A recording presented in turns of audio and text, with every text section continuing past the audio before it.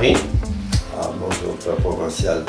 Ce matin, je viens vers vous pour vous interroger sur la mission dans la zone de Mokolo et particulièrement la paroisse de Magoumaz.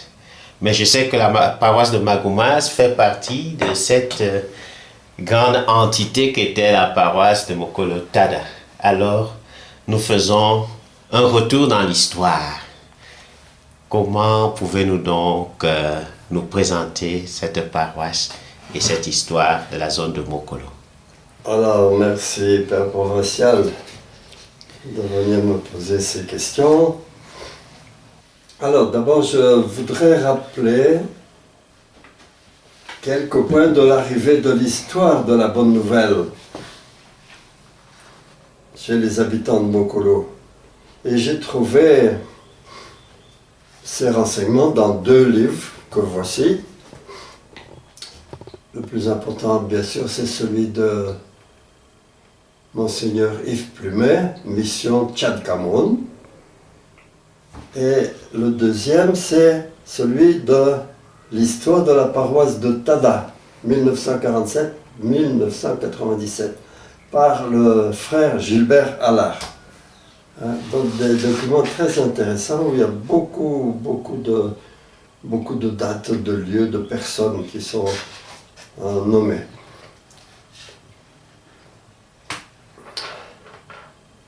Alors, depuis 100 ans, et même plus, des chrétiens sont venus à Mokolo. C'était des étrangers ou des Camerounais, des militaires, des fonctionnaires, pour l'enseignement, pour la santé et autres, des commerçants et bien sûr des visiteurs. C'était de simples chrétiens. Et ils ne pouvaient faire connaître Jésus que par leur façon de vivre. Leur travail bien fait, leur respect des personnes, etc. On pourrait les appeler des laïcs chrétiens.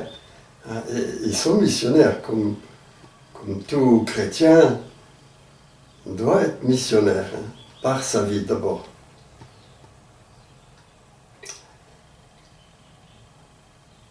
Là, Dieu seul les connaît leur nom, ce sont les semeurs. Dieu seul connaît les fruits qu'ils ont produits. Alors, à ces personnes, des laïcs, eh bien, sont venus en aide peu à peu des pères qui venaient du sud, de temps en temps pour les grandes fêtes, pour les visiter, pour les sacrements. On peut retenir au moins 2 noms. Le nom du père, 2 noms qui sont faciles à retenir. Le nom du père Lequeux, père de Sacré-Cœur. Il venait de Bétamba, très loin, entre Fumban et Yaoundé, peut-être Bafia, je ne connais pas bien. Et c'était la vicariat apostolique de Monseigneur Bouk. C'était un vaillant missionnaire. Le père visitait Mokolo et toute la région depuis 1936, donc ça fait déjà 85 ans. Il est passé à Mokolo à 85 ans déjà. L'autre nom à retenir aussi, c'est le père Souris. C'est lui qui a fondé la mission de Yagua et il a baptisé les 31 premiers nordistes, dont Michel Jobtoussia, avant la Deuxième Guerre mondiale. Celui-ci a bien connu les premiers missionnaires Oula, le père Jean Colson, qui était de la première équipe, et aussi le père Blair, et bien d'autres. Michel m'a raconté en riant sa venue à Mokolo, la première fois, avec le père Souris. Le père était à cheval, et lui, derrière, à pied, tenant la queue du cheval quand il s'endormait de fatigue. C'est des souvenirs précis intéressants. Après la Deuxième Guerre mondiale, le pape Pie XII demande aux Oblats de Marie Immaculée de prendre en charge l'annonce de la bonne nouvelle au Nord Cameroun et une partie voisine au Tchad. Les OMI acceptent et envoient 13 pères. Parmi eux, le père Yves Plumet est le responsable et 2 frères. Donc, la première équipe de 15, si j'ai compris. Certains ont déjà été en mission en Afrique, comme le père Maurice Pilon, qui venait du Congo, comme le père Michel Lebert, qui venait d'Afrique du Sud. En arrivant à Mokolo, j'avais perdu ma soutane blanche, toute neuve, avait été volée, et j'ai hérité du sel du père Michel Lebert. J'ai assuré la suite pour la soutane. Ainsi, en novembre 1946, on voit passer à Mokolo une partie de la première équipe qui, avec le père Yves Plumet, remonte de Douala jusqu'à N'Djamena. Il y a parmi eux le père Albert Juillet. Ils font comme une visite de reconnaissance du pays confié aux Oblats, depuis Meganga, Gandere, Poli, Garoua, Mokolo, Mora, Yagua, puis Bongor, N'Djamena, au Tchad. 3 mois plus tard, les pères Renaud et Juillet sont désignés pour Mokolo. Le père Renaud ne sera pas longtemps à Mokolo. À peine quelques années, je pense, pas longtemps du tout. Ou bien quelques mois même.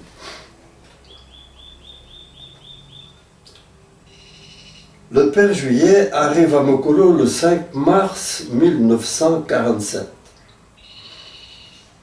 Il loge au Flamboyant, qui est à ce moment un simple campement, comme il y en avait dans toutes les villes.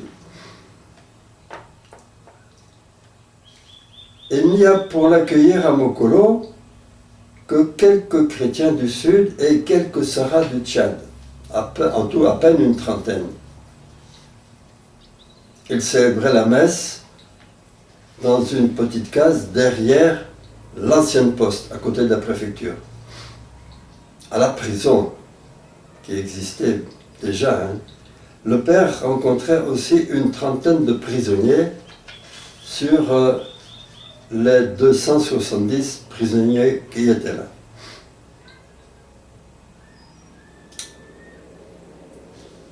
Alors l'administration lui propose comme lieu pour loger la grande salle au village des lépreux à Tada. Il accepte.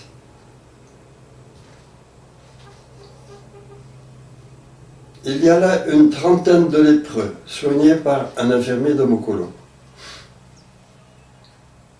Et l'annonce de la bonne nouvelle commence en pays Mafa. Le père Juillet baptise les 3 premiers chrétiens Mafa à Pâques 1955. Quelques jours après, il meurt dans un accident d'avion près de Douala, où il allait pour chercher une voiture neuve.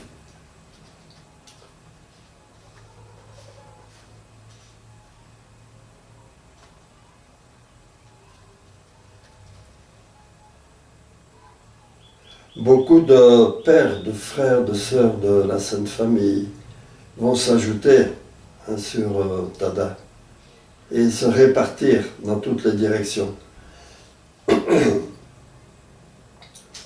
Par exemple, sur Rina, le père Tabar, vers les Capsiquis, le père Durier, le père Romain jusqu'à Guilly, Bourra, vers Cosa, le père Jean Boisseau, le père Laurando, et sur place surtout beaucoup de monde, le père Louis Blair Ambois, Mokolumbois en particulier. Alors on ne peut pas aller plus loin si on dans toutes les personnes, il y a trop de monde, trop de monde qui est venu sur Mokolo. Mais c'est là que c'est intéressant de lire le livre du frère Gilbert, Histoire de la paroisse de Tada. Malheureusement, ça s'arrête en 97. Parce que là, c'est rempli année par année de précision.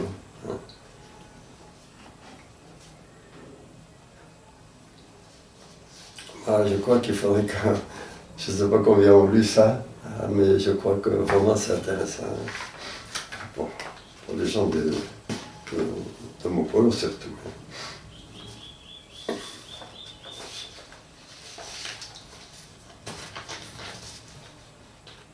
À mon tour, je suis arrivé à Tada, puis à Mokolumbois, le dimanche soir de l'Épiphanie 1966. Je pense que c'était le 9 janvier 1966. Avec un accueil inoubliable des premiers chrétiens du voisinage. Ils sortaient de leur chapelle où ils faisaient l'adoration du Saint-Sacrement avec le père Louis Blair.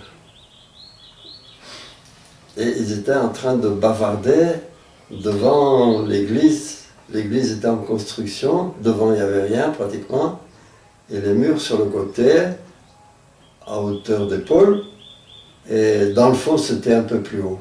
C'est comme ça que j'ai trouvé l'église de Mbois, en pleine construction. Et j'ai eu la chance de pouvoir participer un peu après. Le père Blair est arrivé à Tada le 8 novembre 1956. 3 mois plus tard seulement, le permis de construire à Mokolumbois étant accordé, le père s'occupe du chantier. Et avec lui, la belle histoire de la paroisse d'Ombois commence. Après son départ, le 1er juin 1971, pour Ngandere, en Berem précisément, là où il avait commencé quand il était nouveau missionnaire.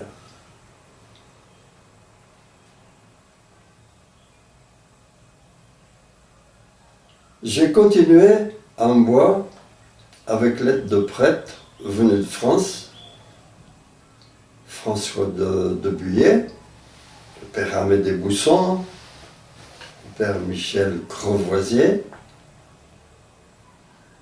aussi un jeune laïc chrétien français, Albert Klein.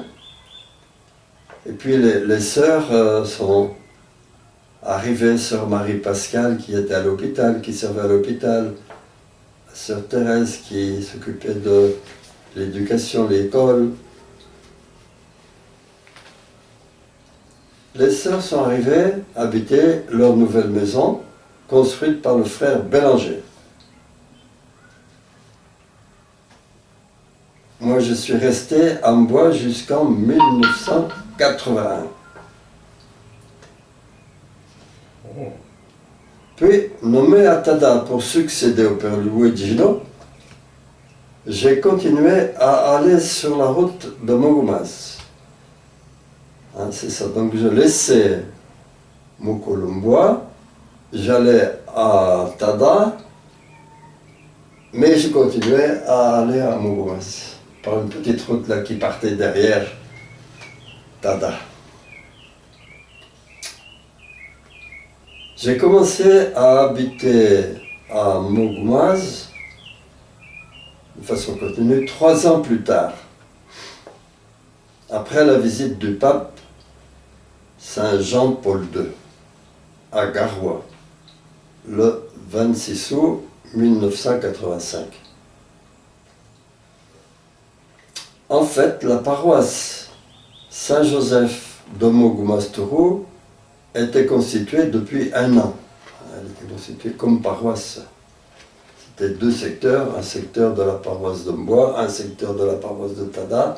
Ensemble, on formait cette paroisse de Mogoumas-Tourou.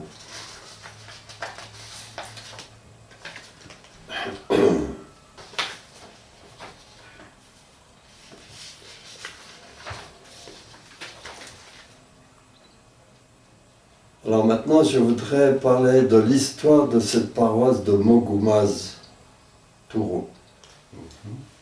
Comme je viens de le dire, elle était formée de 2 secteurs. Celui de Tourou, c'est-à-dire sur la frontière du Nigeria, entre la frontière du Nigeria et le maillot Moskota, qui passe au pied entre Tourou et Givert, et qui comprenait les villages de Wandai, Mabas, Daman, Lebom, Lenglang, Tourou. Plus ou moins, je n'ai plus le chiffre, 115 000 habitants. Des villages plus ou moins importants avec 3 langues là. Il y avait le Mabas, le Mafa bien sûr, le Ridi au bout. Il y en a encore une autre petite langue là-bas. Un village aussi normalement où on devait aller à la pointe même dans le Nigeria là. Oui. Alors, le deuxième secteur, Mogoumas, c'est-à-dire un quartier de Dovar, la moitié de Chougoulet, tout Mogoumas, tout Givert et tout Vouzad. La montagne de Oudahaï, le village de Oudahaï, un quartier en faisait partie avant, mais il était coupé par la construction du grand barrage. Les gens ne pouvaient plus venir. Et ils continuaient de l'autre côté sur Mbois.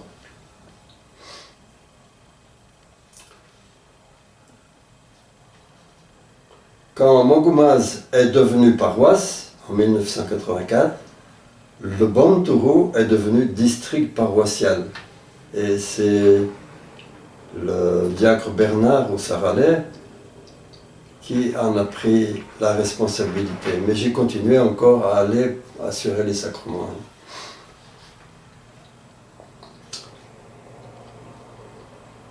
Revenons à la paroisse de Mogoumas. Les pères de Tada n'avaient pas manqué de faire des visites. En particulier le père Juillet, et sans doute d'autres sont montés jusqu'à Givert. Mais c'est le père Colin qui a obtenu la première autorisation pour des réunions de culte à Mogoumas, au marché. Il ne s'agissait pas d'un lieu de culte, mais de réunion. Permission de réunion. Il fallait demander des réunions pour se réunir en dehors des villes, quoi. Hein? Donc c'était si difficile que ça? Oui. Bon. Pour ça, pour les écoles, pour bien des choses. Pas facile.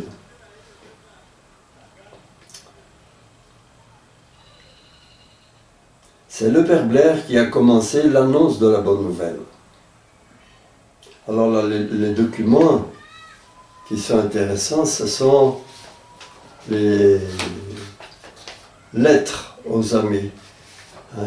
C'était l'habitude de la mission du père et de l'équipe de Mbois avec les sœurs d'écrire aux amis de la mission, bienfaiteurs, parents. Ça faisait un lien très fort avec... c'était vraiment un bon appui à tout point de vue, spirituel aussi bien sûr.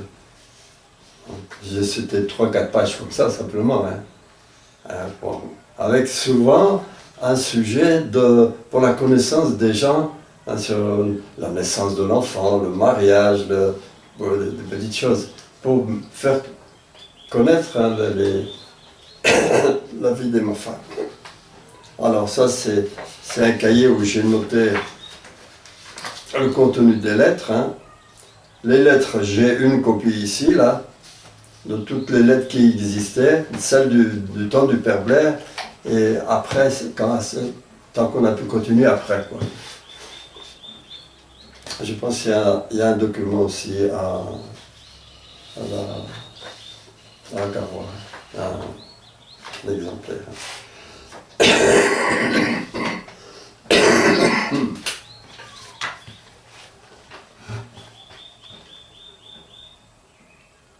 Alors bon, simplement quelques éléments que j'ai trouvés là, mais on en trouverait certainement d'autres. Hein. Pâques 1960, le Père note 2 vraies catéchèses. Pâques 1961, un très grand progrès dans l'accueil pour les soins. Le Père s'occupait des lépreux et il soignait les lépreux, les autres aussi. Et comment est née cette léproserie? C'était la léproserie, vous l'avez trouvée? C'était la léproserie de Tada? Oui. Non, ça a été fait par l'administration du temps des Français, hein, l'administration française, et c'était pris en charge par le service santé, hein, ce qui faisait que ça a dû marcher assez bien un temps, puis après, bon, les lépreux, le nombre a diminué peut-être, ou bien les soins n'étaient plus les mêmes. Mais un infirmier venait, est-ce que c'était une fois par semaine, je ne sais pas, mais il faisait des piqûres, c'était les grands lépreux, hein, qui étaient rassemblés là, une trentaine de cases là, juste à côté du pré-noviciat là. Hein.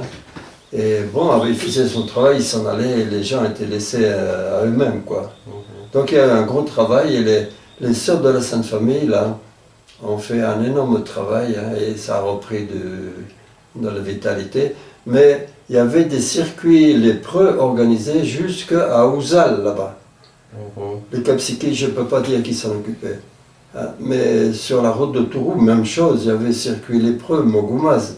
Hein, donc, il y avait aussi une aide qui arrivait par comme on appelle, les chevaliers d'Automates, là, hein, et différents, bon, il y avait différentes aides. Donc ça faisait c'était officiel, hein, ça c'était un travail officiel. Hein, et ça permettait évidemment beaucoup de contacts. Hein. Et je sais que ça a influencé hein, pour la mission. Par exemple, à Aldebom, hein, moi j'y allais là, dès le début, hein, même si c'était pas de Mokolo, c'était pas notre territoire, disons. Mais on était bien accueillis par rapport aux soins donnés aux lépreux. Et c'est ça qui était beau, que je trouvais, que le travail bien fait hein, bon, faisait comprendre aux gens que hein, c'était vraiment quelque chose de bon qui arrivait, ces gens qui s'occupaient de nous. Ouais. Ouais. Un bon témoignage. Ouais. Non, les gens étaient bienveillants dans ces coins-là. Ouais.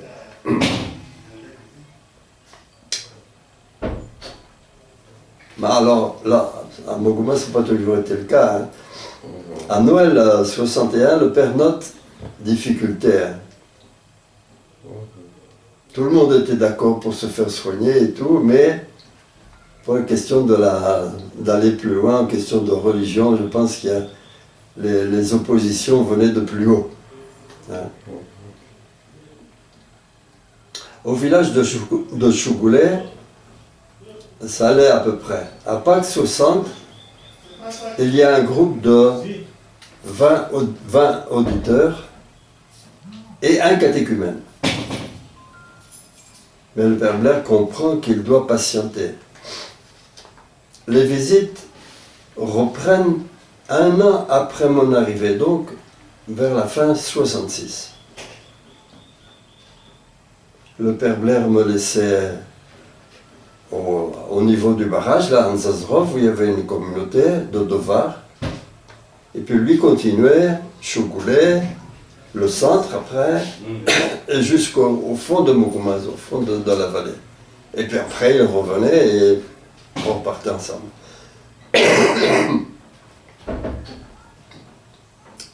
À la Pentecôte 1969, il y a 6 groupes de 12 à 13 jeunes gens. Les filles ne viennent pas encore. Alors cela formait un des 5 secteurs de la paroisse de Mbois. La paroisse de Mbois était une grande paroisse. Hein. Et ça, c'était simplement un des secteurs. Hein. Ouais. Bon.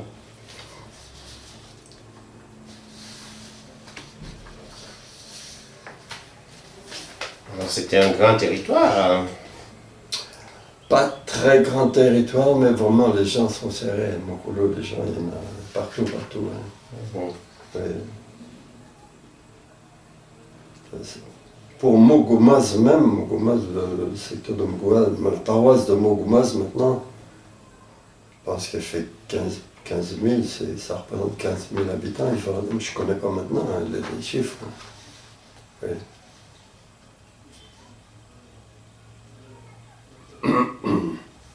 Alors je donne encore quelques indications.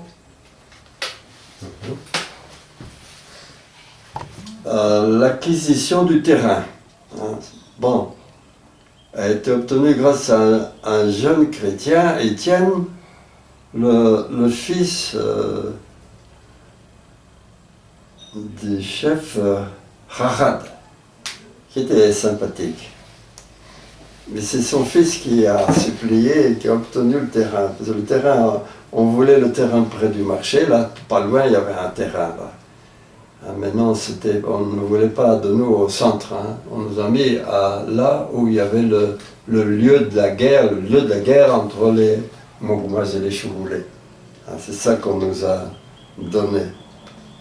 Je pense que c'est donné aussi avec l'appui de Saint-Joseph. Je crois que la demande nous est l'autorisation, le terrain nous a été donnée pour le 18 mars 1980 ou par là, mais à 18 mars, hein, ou 19, Saint-Joseph c'est 19 mars, là. Pour le fête de Saint-Joseph, c'était un cadeau. Hein. Moi je l'ai considéré comme un cadeau. Hein. L'installation, là, quand je suis arrivé, c'est 1985, donc il y avait quelques cases en terre et une case tôlée seulement. L'église, c'est de 1986. L'arrivée des sœurs servantes des pauvres en 1988.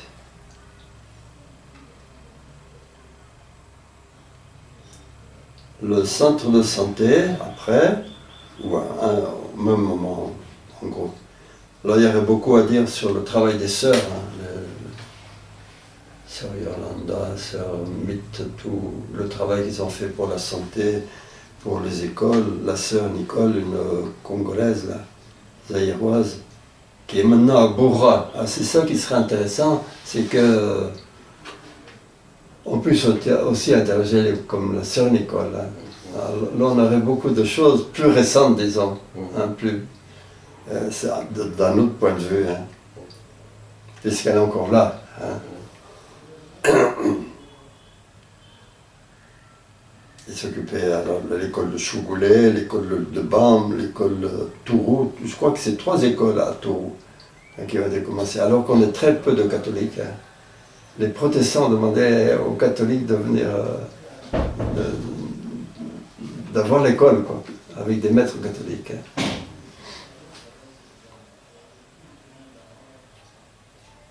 Voilà. Alors je continue en disant que les vrais serviteurs de la bonne nouvelle, ce sont les catéchistes, les foyers chrétiens. Hein. Beaucoup de noms que je ne peux pas oublier. Laurent et Marie-Thérèse, Nzazrov, Pierre Jean-Baptiste, Samuel et Jean-Marie sur Chougoulé, André Pataya, Étienne et Elisabeth, Élie au centre, Albert Ganda et Thérèse, un peu plus loin, Kizito aussi, le premier Mafa de Mougmaz, le premier chrétien hein, qui a été baptisé, je ne peux pas dire l'année. Emmanuel qui allait jusqu'à Givert, qui va toujours, je pense, jusqu'à Givert. Matthieu, Jean, beaucoup. Hein. Beaucoup de simples chrétiens qui ont été très fidèles comme conseillers et simplement même pour les travaux. Quand il a fallu faire la route qui montait de Mougoumas à traverser, à aller jusqu'à Aldebande de l'autre côté, à travers la vallée là. Oh, c'était des choses vraiment étonnantes. Hein. Je ne veux pas oublier surtout Célestin Kouejete et Elisabeth, c'était Elisabeth sa femme? Bon, peu importe. Célestin Kouejete, hein, qui est venu très tôt vivre à Mougoumas. Il a laissé Mboa Mokola, hein, et il est venu habiter à un terrain où il n'y avait personne, beaucoup de vent là, le terrain qu'on nous avait donné là. Ouais. Et il a fait la présence et il a été d'une très grande fidélité. Il a donné un très grand témoignage, pas seulement par l'annonce de la parole de Dieu, mais par son travail, par son bœuf. Il avait un bœuf de case, c'était le plus beau de tout Mougoumas. Un bœuf? Oui, un bœuf.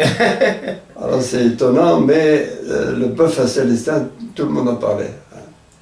Qu'est-ce qu'il avait de spécial? Il était gros, il était beau parce qu'on s'en occupait. Lui s'en occupait, c'est pas moi qui m'en occupais.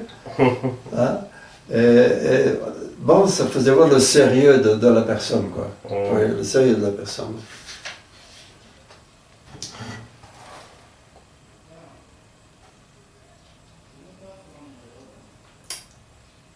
À ne pas oublier non plus tous les travailleurs, comme j'en ai déjà parlé, le cuisinier, vraiment des gens très généreux. Enfin, les catéchistes qui sont venus de Mboa. Joseph Mokoté, qui avait été fondé la mission à Ouzal, alors qu'il n'y avait personne. Hein. Il avait commencé à Ouzal, après il est revenu à Mokolumboa, et de Mokolumboa, après il venait sur Mougoumas. Et surtout Jean-Marie Agaï, qui a été principal catéchiste de Mboa, longtemps responsable, grand responsable. Il m'aurait fallu beaucoup plus de temps pour compléter, préciser, vérifier les dates. Il faudrait surtout pouvoir répondre directement aux questions qui se posent. Hein? Pouvoir écouter aussi beaucoup ceux qui ont à dire, à raconter. Hein, souvent, les gens des communautés, des villages, en savent plus que moi, en tiennent certainement plus que moi. En revivant toute cette histoire, trop rapidement, je reste émerveillé. C'est vraiment le travail de Dieu, l'amour de Dieu qui nous unit, nous fait son peuple.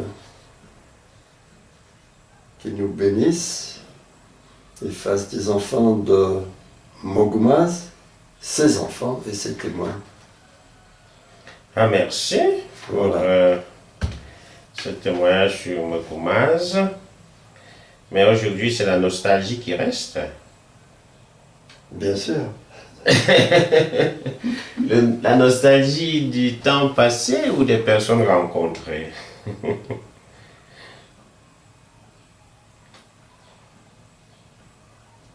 Un peu de tout. Hein. Il y a les personnes, il y a les événements. Il y a des événements difficiles à vivre. Hein. On ne peut pas tout raconter, on ne peut pas tout dire. Hein. Ça, c'est sûr. Mais il y a beaucoup d'éléments difficiles à vivre. Hein. On dit qu'est-ce qu'on va faire, comment on va en sortir. Hein. Soit personnellement, soit pour des groupes, soit pour d'autres personnes. Un catéchiste qui est responsable, qui s'en va, c'est quelque chose de très dur en tout temps. Surtout dans une jeune communauté. Bon, une vieille paroisse, c'est tout autre chose. Hein. Mais une communauté qui démarre et tout d'un coup un grand responsable qui dit bon, je m'en vais, faut. Pas vraiment. Hein. Alors, il y a des choses, je n'ai pas parlé du père, il y a des choses intéressantes, il y a beaucoup de choses intéressantes. On ne peut pas tout dire. Ça, c'est sûr. J'ai eu le premier diocésain du diocèse, le premier prêtre diocésain de Mokolo. Hein. C'était qui? Il est originaire de Mokolo même? Hein? Il était originaire de Mokolo même? De Djinglia, là. Ouais. En tout cas, bon, on a fait 2 ans ensemble. Hein. Donc il y a pas simplement le père Oblat et puis bon, tout solo avec d'autres Oblats, mais aussi l'Oblat avec un abbé du diocèse ou bien avec un fidei donum ou bien. Hein, et ça c'est. Bon, ça apprend. Moi j'ai appris la vie de communauté, bon, plus ou moins. Hein, parce que j'ai été souvent tout seul. Hein. Ouais. Ouais. Mais il y avait toujours cette présence du catéchiste. Les maisons étaient ensemble, hein. Donc c'était très fort, hein. comme un soutien, quoi. Ouais. Merci beaucoup. Merci pour ce témoignage qui nous permet de nous replonger dans l'histoire, d'avoir des éléments nouveaux. Mais en tout cas, ce qu'il y a à dire,